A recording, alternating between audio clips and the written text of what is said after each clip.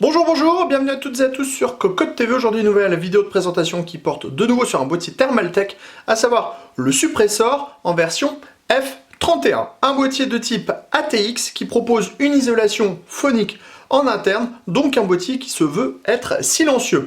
Il est au format ATX, on vient de le dire, il pèse dans les 10,5 kg et est proposé à environ 109 €. On vous propose de faire le tour de ce dernier, c'est tout de suite, c'est maintenant, c'est sur Cocotte TV.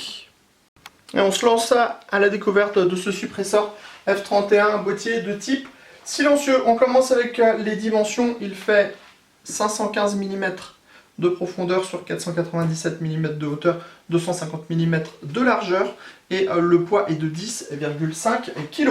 Alors ce boîtier est de type silencieux et ça se remarque puisqu'il reprend tous les codes de ce type de boîtier. Donc à l'avant, on trouve bien une porte qui va couvrir les emplacements 5,25 pouces, porte qui imite l'aluminium. À l'arrière de la porte, on trouve un isolant. Donc la porte est protégée et les sons ne pourront pas ressortir par l'avant. Ensuite, on a deux baies 5,25 pouces. Et ici, on a une sorte de grand filtre, en fait, qui est amovible avec le logo de la marque. On l'attrape par la tirette ici. On a un filtre nylon à l'intérieur. Et à l'arrière, on trouve un ventilateur de 120 mm. Il faut savoir qu'il y a pas mal de possibilités d'intégration pour les ventilateurs, avec 3 fois 120 mm ou même 3 fois 140 mm à l'avant. Alors non, on s'est trompé. 2 fois 120 mm à l'avant ou 2 fois 140 mm à l'avant. Alors vous verrez qu'on peut mettre du radiateur de water cooling en 360 mm, c'est juste qu'on n'a pas les supports en fait pour les petites tirettes, mais si on fixe le radiateur aux autres endroits, ça passe sans problème. Alors le ventilateur il tournera à 1000 RPM. C'est facile à remettre en place. On passe sur le premier côté, donc on a une peinture noire qui est plutôt de bonne qualité, qui se marie bien avec le plastique, on a le même aspect, donc ça c'est plutôt pas mal. Sur les côtés, que ce soit à droite comme à gauche, on a des ouvertures avec un filtre en mèche plastique. Sur la porte de droite, on trouve un dispositif 120, un dispositif avec un filtre aimanté, une grille à l'arrière qui est obstruée par un cache qu'on peut démonter, et on a un emplacement 120-140 mm. À l'arrière, architecture classique avec ici une grille 120 ou 140 mm avec possibilité de régler la hauteur sur 5 cm avec les 120 mm, sur 3 cm avec les 140 mm. On a un ventilateur de 120 mm 1000 RPM de base. Emplacement de la plaque IO-Shield de la carte mère, 8 slots d'extension avec des cages ajourées. On a un passe-cloison ici et enfin l'emplacement de l'alimentation dans le bas. En dessous, on a un filtre amovible, on y reviendra quand on sera sous le boîtier. Sur le côté droit, rien de spécifique à noter. On va directement passer sous le boîtier. Donc, sous le boîtier, on trouve 4 pieds avec de la mousse.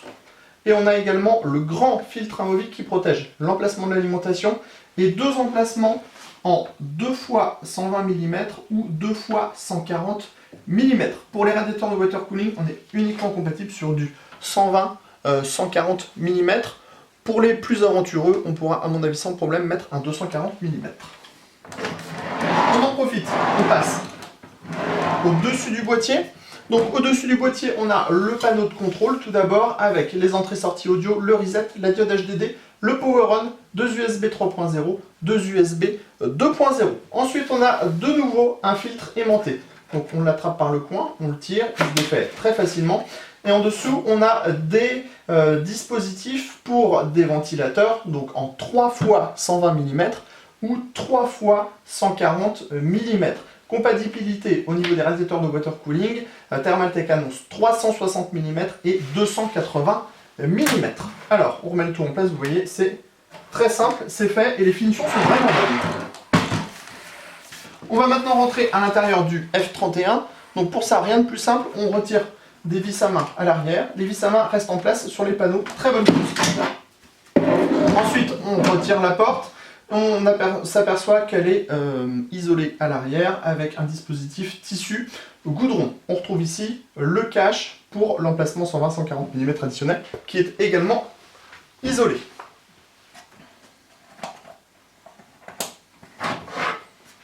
L'autre panneau présente la même isolation. Au niveau du châssis, pas de déception. Large accès backplate, des passages absolument partout et des caches en caoutchouc sur tous les endroits qui sont visibles. À l'avant, on trouve les deux baies 5,25 pouces et la cage HDD qui est équipée de 3 paniers et les paniers sont compatibles 2,5 et 3,5 pouces. Tout est démontable, donc que ce soit le support, la cage ou les baies 5,25 pouces. À l'avant, on trouve un ventilateur de 120 mm et il sera possible d'installer en fait un radiateur de water cooling en 360 mm ou 280 mm.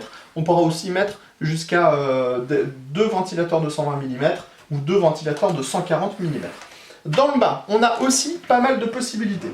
Alors, on trouve ici d'abord l'emplacement de l'alimentation avec des rondelles en mousse pour éviter toute vibration. Ensuite, on a un large espace filtré par en dessous avec du 2 x 120 mm ou 2 x 140 mm.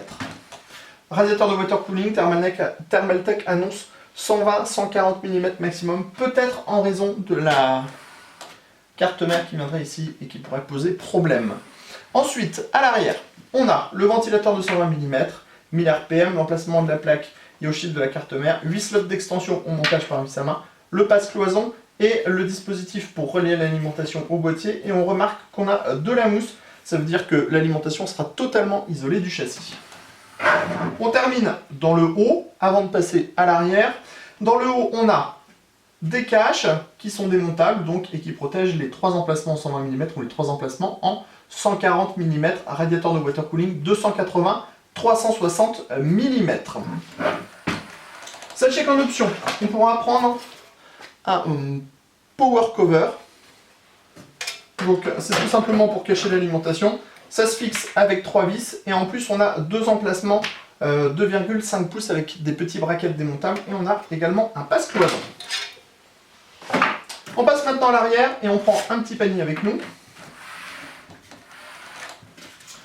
Donc, à l'arrière, on a énormément de place à l'arrière, hein. On a quasiment 4 cm donc on pourra faire des gros regroupements de câbles pour un montage super propre. Ensuite on a ces paniers, et bien ces paniers HDD, si on retire la cage, on pourra installer les 3 en fait à l'intérieur du boîtier sans problème. Ils viennent tout simplement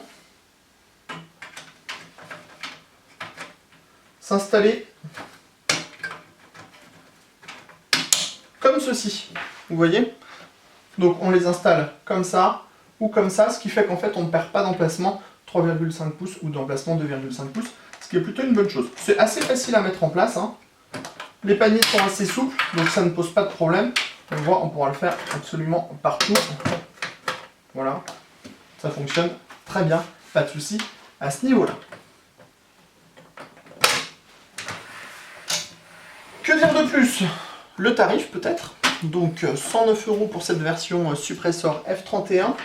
On vous donnera notre avis sur ce dernier très prochainement sur cocotland.com et on vous invite à venir voir toutes nos autres vidéos sur Cocotte TV. Sur ce, on vous dit à très bientôt.